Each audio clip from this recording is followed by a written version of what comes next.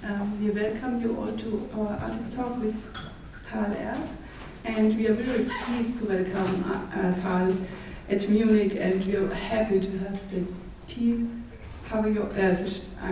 the Schneidebrett Tea Pavilion here at Munich, and I would like to say thank you for your generosity in contributing to the Schaustelle. It has been a great experience working with you since January, when we asked you if you could do an installation for the Schaustelle.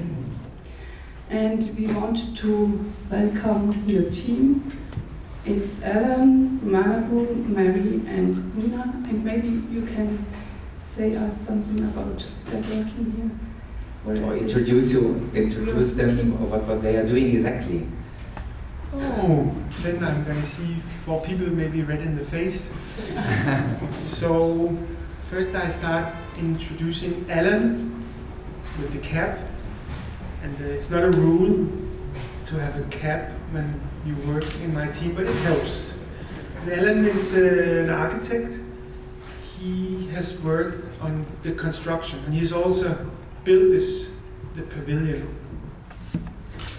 And then Manabu, who's hiding somewhere. Oh, he's here.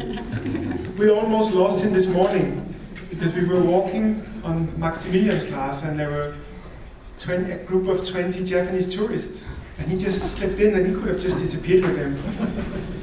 Manabu is a master of making beautiful dresses for beautiful women, like haute couture dresses, and he has worked on all the fabrics. We have colored the fabric ourselves, and he has put it together, made it possible. And Nina, who is an artist from Sweden, who's been working in my studio for around, I don't know, 10 months? Yeah. Something like that. And Marie, who's also a young artist just before her studies, has also been in my studio for some months. Besides this, I've known her for 21 years, since she is my daughter, so that's very simple. So that's an introduction. Yeah. We would like to thank also Sabine Knust, the Sabine Knust Gallery, who supported this installation and the whole project. And I think it's the gallery here in Munich, and you worked already together, and you are exhibiting also in this exhibition. And I just want to make clear that Birgitta Heid from Staatliche Grafische Sammlung at the Pinakothek der Moderne made the invitation. And then we discussed the whole thing, and I think it was so clear to us that this project fits perfectly to Schaustelle, because it's not only a project by the Grafische Sammlung, but it's also, you are not doing only woodcuts, you're painting, you're making sculptures, you're making big installations, so you're multimedia artist. And often some structures that look like architecture are also involved, so the architecture museum is also somehow present. And if you are working with objects, with everyday objects, the wood cuts that are hanging inside the pavilion, then maybe also a sort of anarchic design is also involved. So the design museum, the 4th museum under the roof of the Pinakothek der Moderne, is also involved. So it's a transdisciplinary thing, and we are very glad to have it here at Schaustelle.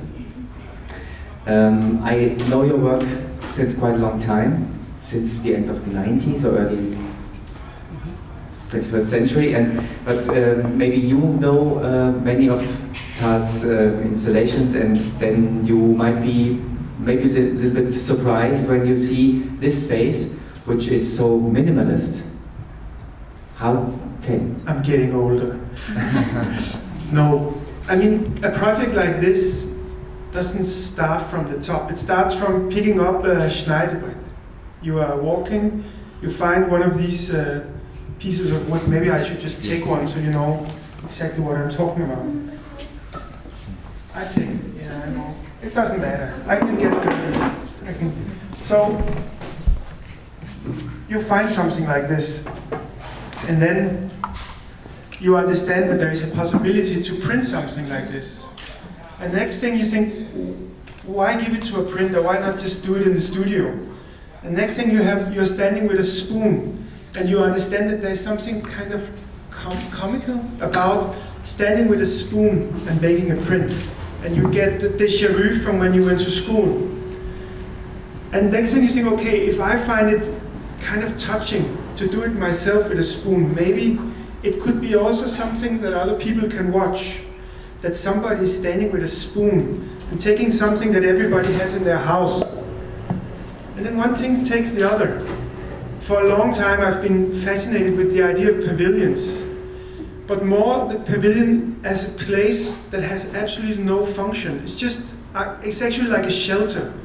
That you go in there and then you sit, maybe you are, let's say, unhappy in love, and you just sit under this shelter. And then you walk away again. It's usually something you find in parks. So for years, I've been into this idea of pavilions, especially the ones where you can't eat your food. I don't like those ones. I prefer the ones where you either just stand and sit, no function. So you never really know how these things come together, but when I was approached by you, it was just one thing after the other. And then we made this pavilion. And Tal, it's the first time you did a pavilion? I've done one tiny black, a little bit smaller black pavilion in Copenhagen, but that's not a printing. In there we just installed around 40 of the woodcut in black. And we have decided, usually the world of graphic art is something about putting a number and a signature. We're not that much into that. We're interested in the idea of putting this situation, just the sound that you hear, the images, the spoon, the people, into different contexts. So, for instance, this green pavilion will only happen here in Munich, only here, and that will be connected to this context. You called it, I think, the Munich green. Yes. So again, how come that this is so reduced or so minimal? Yeah, first of all, you always as an artist search for a certain alibi to use what you already have in your pocket. You have something in the pocket and you wait for a chance to use it. And I had this kind of interest in this color for a long time. Sometimes this specific green is referred to as a kind of Islamic green. If you are in Istanbul, the buses, at least when they are just painted, they have this green. After just one season in the sun, it's already a new green. So when people they refer to what you call an Islamic green, it would always be many different greens. Nobody can really hit it. And nobody's never quite sure how it looks, but they know what you talk about. The same if you take a very specific orange that exists for the brand Hermès, this very expensive French clothes. It's a very specific orange, but even Hermès can't make their own orange. Sometimes they hit it, sometimes they don't. So I had this green in my pocket, and I know it would make more sense if I did this very specific Munich yellow, or even this earth red that you have somewhere here. But this green should be the Munich green. Why can't it be that, So that's the reason for the green. I was asking for the minimalism or the reduction, and maybe I have an answer because you were referring to the sound that we hear. This now it's very very quiet, but somehow you hear sounds, you have movements, and if the whole is reduced to one color, maybe you have more. If there are many colors, it's very loud. Also visually, maybe this is also one reason reduced to one color. I think it's also to give the viewer a chance to really focus on this kind of weird situation. I think of it as like a bakery of images. And if there is too much going on around it, everything is built on the same thing. We have the round things, everything is kind of built from the same kind of patterns. So it's simply to have more focus that we do it like this. And I imagine that it won't be the last time, but next time it will be a new structure, another kind of structure around this idea. It all depends on the next place. Okay, thank you. And now we would like to know a little bit more about the Schneidebretter. Yes. And yeah. Just don't. My hand is already green. Your hands are Munich green. You're part of it now. Munich green. Tal, Fingers out. Hold it close. Yes, I'm ready. Yes. what made you start collecting these cutting boards? Do you remember? Yeah, it's simple. Because you wrote since several years you have been collecting. I must admit that I have a kind of a disease that I actually collect a lot of different things. But if you collect, I don't think if you pick up one thing, it's a collection. But if you keep repeating it, sooner or later it's going to be called collecting. And this, whenever I found them, and they're not that easy to find. And suddenly I went into a kind of a chic French boutique where they had them from the countryside and they were very expensive. And you know, it's like obsession. So I just cleaned the shops from them. And then I found out, you know, I start just finding them. In the beginning, the idea is you can of course do a woodcut, but then it's usually a square. Mm-hmm. But here you have the shape of it, you have the symbol, you have this whole figure. Mm-hmm. And it's actually somewhere almost like a sculpture, even though it's two-dimensional, because you have this feeling of the figure, not just as a drawing, but also like a relief or like a shadow. Mm-hmm. And now I just heard today that you have a tradition in Germany for having cutting boards made like animals, and of course that's very exciting. Mm-hmm.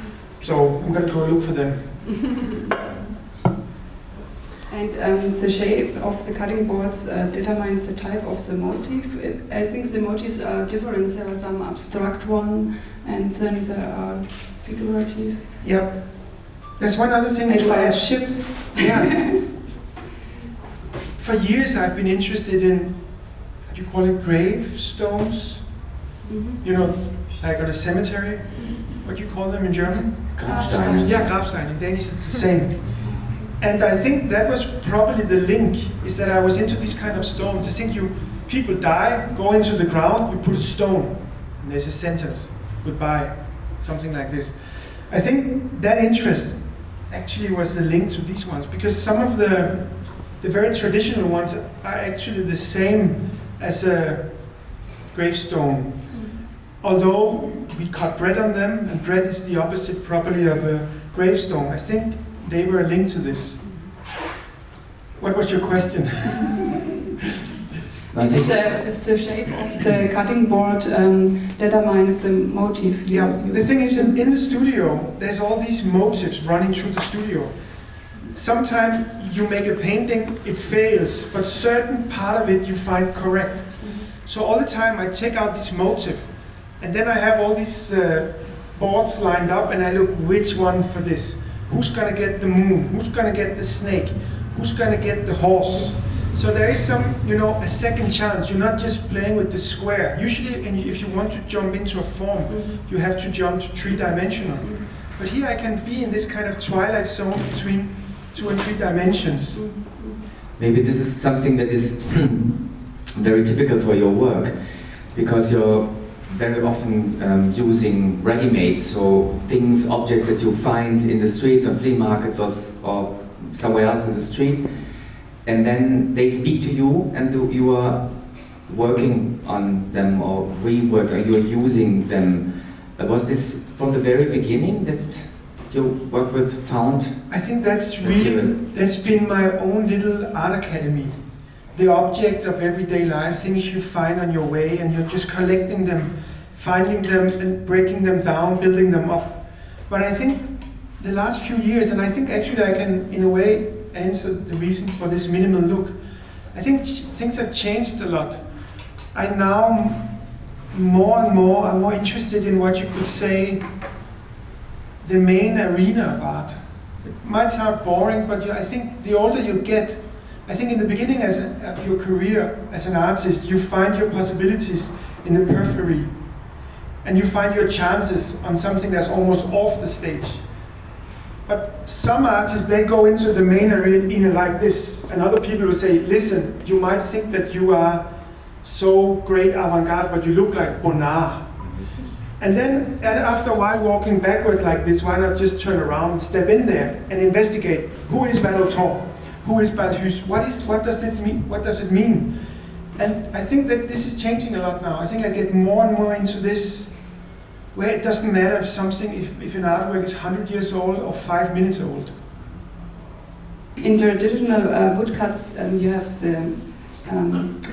have the wood, and it's an instrument to use. And but Bernhard and I, we spoke about your art, and we said, oh, we like this woodcuts. We like the prints very much, but we like the woodcuts very much too.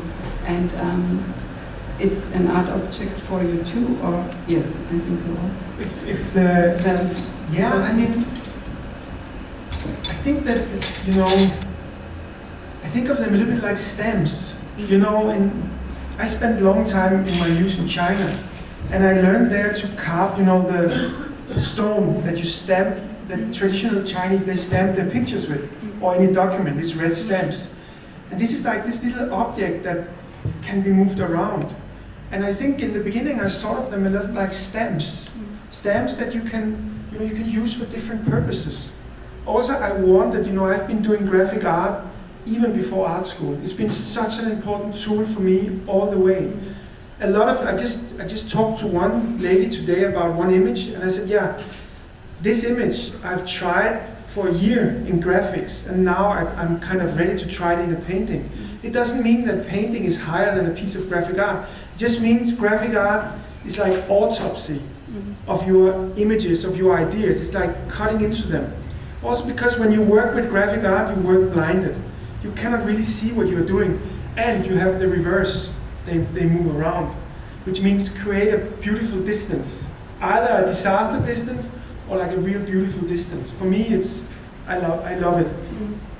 So it's a very archaic working with the materials and with the object that you find and rework.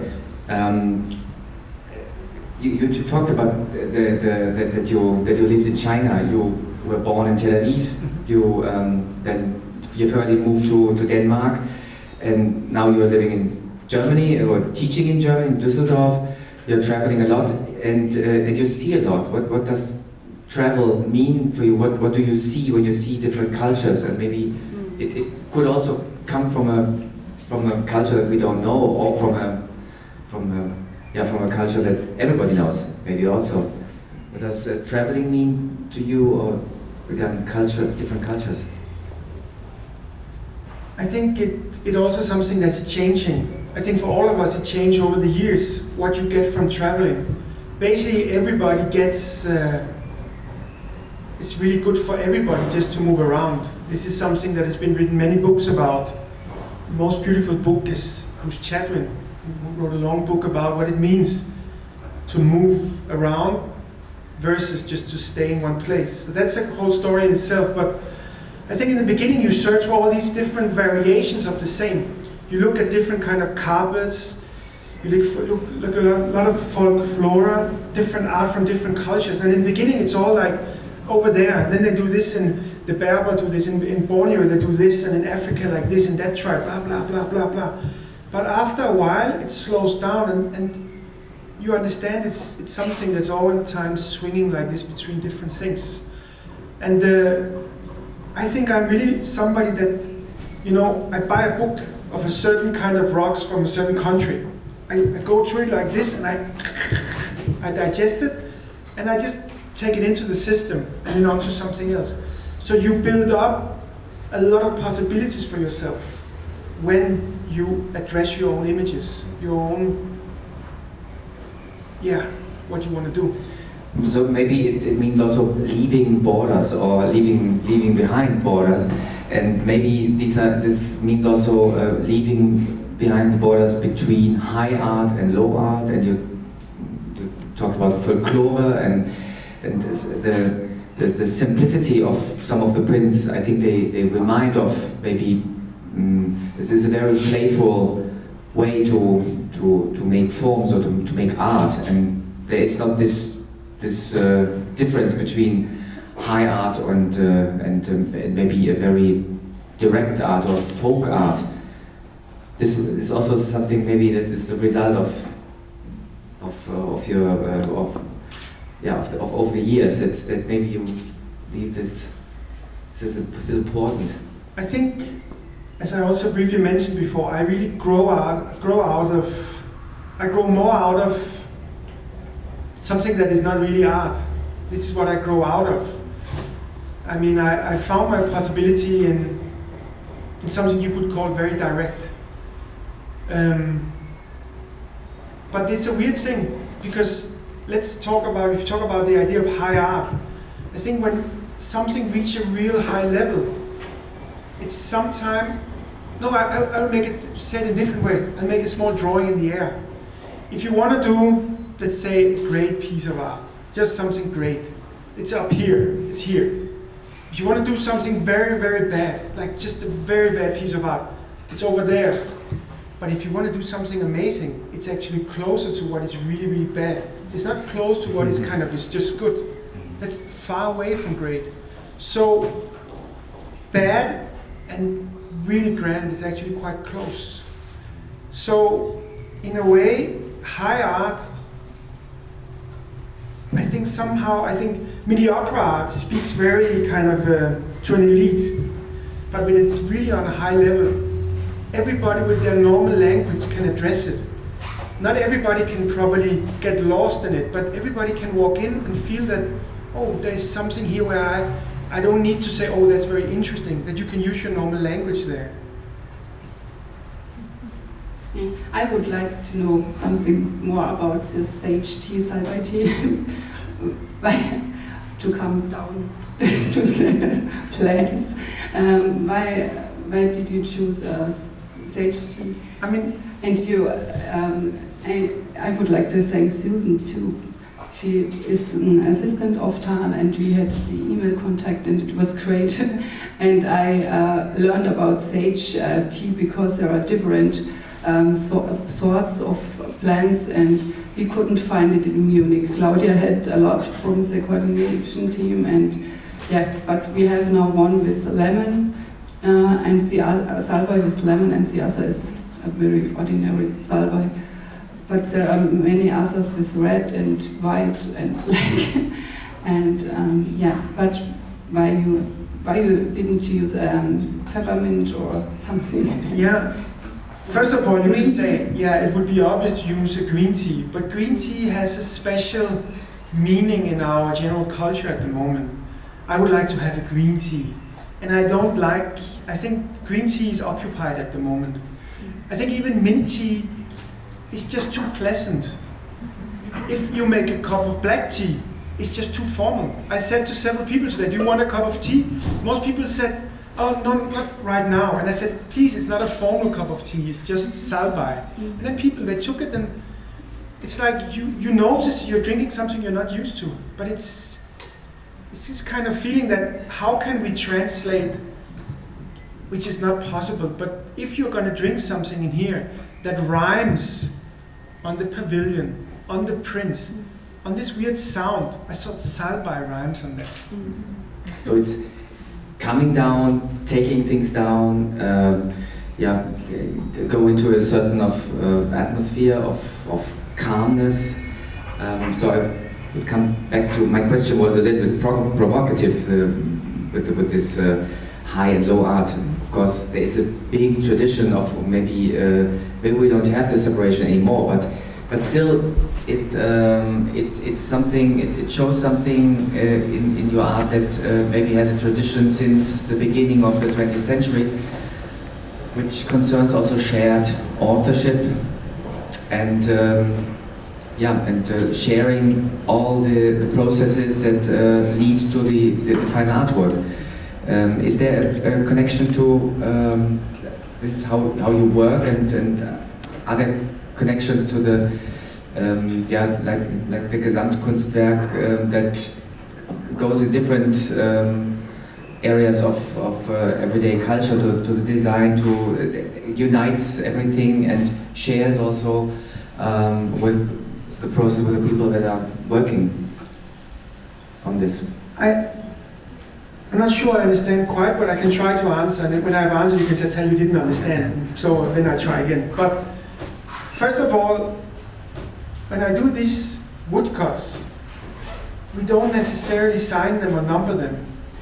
Because, you know, usually the cliche of the desire of an art piece is to have this very unique object that has a signature. And the signature is usually what says this is unique, this is so special. But I want to do something very unique, something special, but I don't want to necessarily connect it to my signature. I think it's more about having this situation, picking up this, taking it home, this green color, the image, trying to understand what's on the image, to be the very unique, very special experience. Not necessarily, I mean, when we sign it, there's always the first letter of the person printing it. And if you're thinking about signing these prints as just a Munich Tea Pavilion, I think that's much more important, the event, than just, you know, the artist's name. So it's the beginning of something that I'm trying, you know, on my own to work, you know, to break out of a certain way of doing it, a certain tradition. So that was the answer to my question. It was a question towards the self-understanding as an artist, and this is quite diverse, and it has to do with a certain making of the object. Yeah, it's actually, I don't want to go against the desire of something amazing. I think that's what I live from, but I just want to turn it into the object and not necessarily signature. And I think very often there's kind of a weird conflict between the signature of the artist and the number, 1 out of 10. Then you feel so special. Actually here it's in a way much more special because maybe there only exists one in the screen. So it's more, you are not in this kind of systematical desire, you're more in something else. Do you have another question? Maybe we slowly we could also open up the podium to the audience if there are some question that we didn't put. If not, I'm putting another question. So what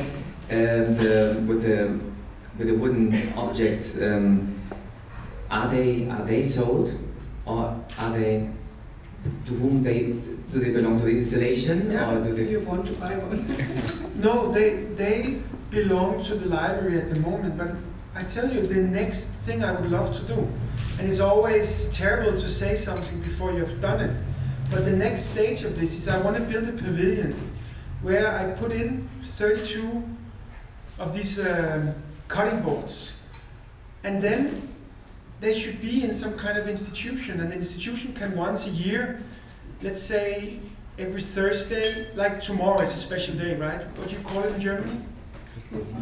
Every Christi Himmelfahrt, the museum, they can print themselves and they can just sell it. So in a way the sculpture, the pavilion and the sculpture will finance itself.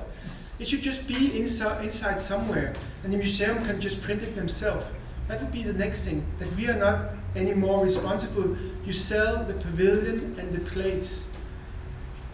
That would be like an amazing thing to do. And the institution were not allowed to do it in the cafe, in the bookstore. No. Suddenly you are in the middle of the museum and there's a place where you have to come and give €100 and you get this wet thing and you walk out. Just this as a performative act must be so beautiful. And also to say, suddenly you create a sculpture that finances itself. Your museum could think, oh yeah, it's quite expensive, Tal, but I say, yeah, in 5 years you make it, you kind of like, it paid for itself. It's a good idea, huh? Mm-hmm. It's a very good idea, and it's so beautiful because it's a utopia.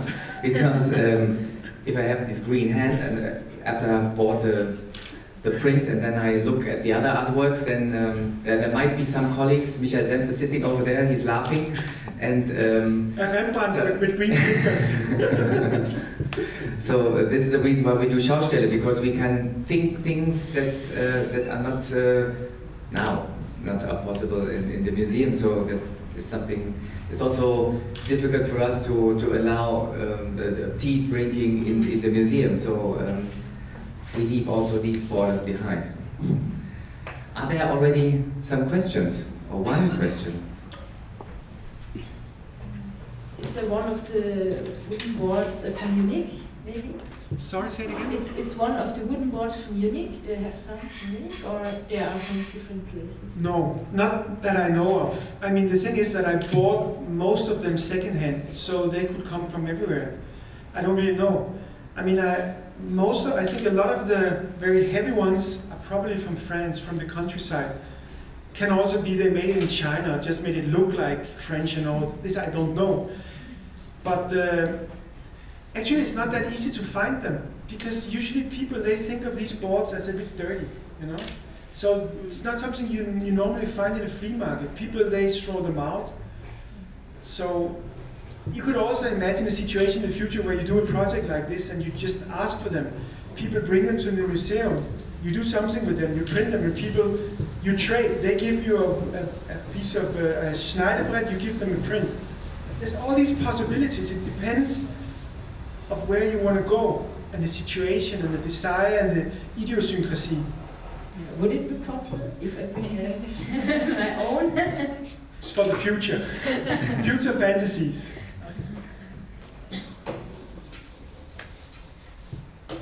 You can put also the question in German, if you like. Maybe Ihr hättet das auch alles auf Deutsch machen können. Yes. Ich muss jetzt mal gestehen.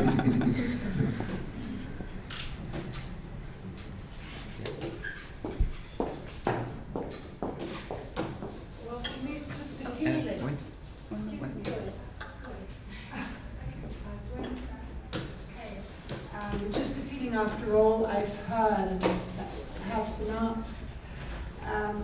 My idea is that you are more a creator, and that ideas for you is primarily the most important thing, and that the output must not necessarily be under your control. It's not, I mean, some part of my output could be like that, where it doesn't, in the end I'm only interested in one thing. I'm interested in doing the amazing. And if I feel that the amazing might as well be with other people, then it's good. For instance, when I paint, I never have any people. It's really like a private thing. Some other things, if you are working with sculptures, you need other people to help you. So whatever it takes, whatever it takes to do something that reaches a level where I find it amazing.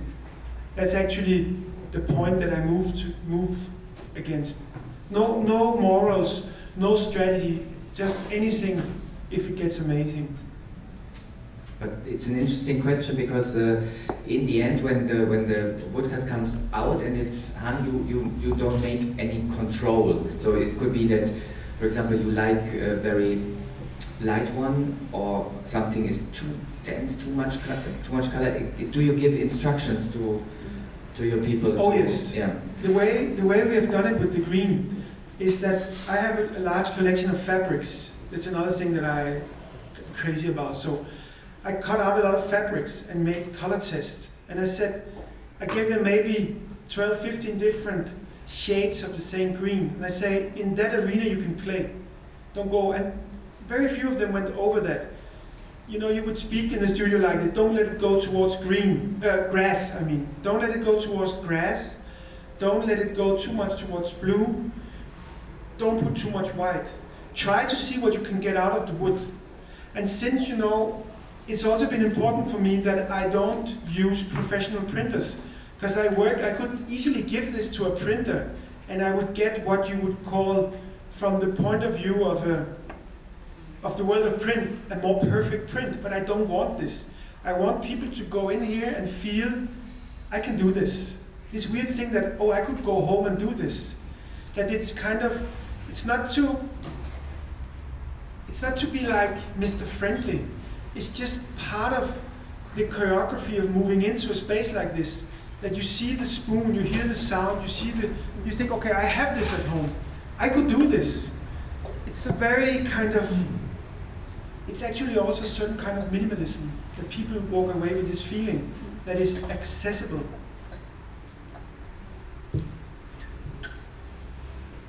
there was. I have a question. It's not really a question, it's a reaction maybe to what you're doing, because you're using a spoon that is connected with food. You're also using cutting boards which are connected with food. You talked about a bakery earlier on, and I wonder how the idea of food comes into the whole thing, or nourishment maybe. Yeah, it is. I understand that you ask, and I mean, you see, if we were walking in the forest, you would have to shoot something to eat it, you know, way back. Most of us, we live in a city, and you walk into another space and say, can I have a cup of coffee? You get the coffee. And it's something we are so used to, but it's also, for me, like a magic moment. This interaction between the bakery and the customer in many different ways. But actually, I said something before, you know, the fascination of the Schneiderbretter is more from gravestones. It's just this weird silhouette, this ultimative silhouette. So, you know, it's just like, for me, I'm trying every day to have every alibi to go in and ask for a coffee. It's not necessarily because I like coffee that much, but I really like to move into this space, to look around.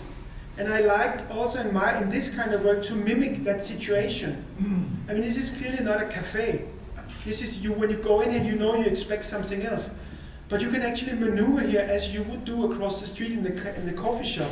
You can use that kind of choreography. You walk around, you get a cup of tea, and the tea is hot water with this leaf in, and it's actually using the choreography of everyday life, but on the same hand, it's not really there. I would actually have preferred that people would, you know, if they buy a print, they walk out of the place with a wet print. So they walk through the city with this wet piece. Just this imagination is so kind of exciting for me to think of people, you know, like Franz West imagining people dancing with a sculpture. Just this kind of private, you know, fascination of what people would do, how it would look. So, making something your own thing is also part of the work and part of the whole deal. You mentioned that these prints can be sold. Maybe we should tell this that you can buy these, and I'm sure many of you will buy one. I think one is 150 euros. And my question is, when it leaves this space, if it leaves the installation, is it? Do you have something in mind how the woodcut is hung, or how somebody is dealing with it, or what kind of frame, or a sort of book, or do you think of this, or is it the choice of the person was? I mean, in the end, it is the choice of everybody. But somebody actually asked me today, and we had like a kind of funny conversation about it, because I usually don't like round frames. I think the round frames very often destroys work. Something about how the eyes walk into the picture from the frame, if it's round, it's just too soft. But for these prints, I love these very skinny round frames. And I think if anybody had the courage, try to paint the frame same color as the print. And also something that is usually a disaster to do. Tempter knows about that. Let the glass be on the print. Just let the glass and the print touch each other. So it becomes like an object, a thing. Anyhow, you know, we try to make the prints also out of the world of art world, so they are fairly cheap. Not like a warm piece of bread, but almost like a piece of bread. So you can also just duck 2 nails, just put it on your fridge, or do whatever you decide. From the moment you walk out, it's yours. Frage bitte. Wie ist das zu sehen, zu interpretieren? Ist das Kunst oder ist das eine Manufaktur? Weil jeder Einzelne das ja produziert in seiner Art und Weise, aber nach der Vorlage. Das mit dem Farbenspiel ist erklärt worden, danke sehr. Und die zweite ist, gut, ich habe es jetzt hier gehört. Ich habe gerade vorher die Aussendung gelesen. Aber wie soll das kommuniziert werden an den Besucher, der diesen Beitrag nicht gehört habe. Danke. I mean, if I start from the last, I think it's not necessary. I mean, I'm happy that we have a chance to talk like this, but actually I think it's not really necessary. In the next few days there will come people who haven't heard this. They will just walk in here, and I try to make the setup so people, they can maneuver, like they maneuver in, you know, other places in the city. I think of this as art. I would actually happily say, oh, it's just products or something like that, but it's very hard to escape art. Art is like a big greedy mother. Whatever, you know, the artist does, she says art. You know, painters, they know this. Whatever you do, I mean, if you jump out of a plane with a painting and says this is, you know, what my, then the mother of art would say, yeah, you're still an artwork. So it's very difficult to escape mother art.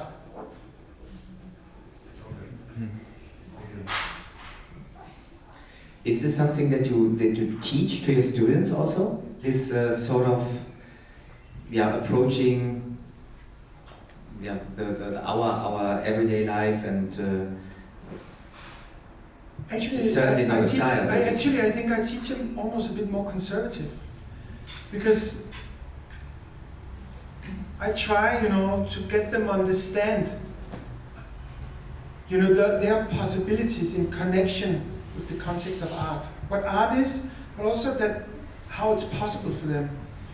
And I try most of all to get them to invest in what I call invest in losing. That means that they have to understand what I was drawing in the air before, that you have to take a lot of chances to be able to do something amazing. I'm not at all into doing experiments for the sake of experiment. I think that's very mediocre. In the end, everything is an experiment towards a certain point, but never just experiment in its own. So I really try for them to think of art as something quite simple. You don't just start talking if you have nothing to say. You talk, even though it's difficult, you try to talk to a certain direction. And you also make artwork in a certain direction. You fail, you stand up, you read why you failed, and you go on again. But I'm actually not at all into process experiments. I'm into really trying to talk about something. And like a very simple thing, Like in the end, you know, the city, you know, we are walking through, you know, the city is nothing in the end. It's only something if somebody rhymes on the city. If sometimes it says, okay, we have a window here because we need to get some air in. That's very simple. Most of the world is like that. But the artist or anybody can rhyme and give this certain kind of meaning, make this into something that is beyond just function. And I think I try to make them understand the idea of a human being as the weird possibility we have of rhyming. Do you understand the word rhyme? Riemen? Rhymen. It's the same, yeah. Yeah.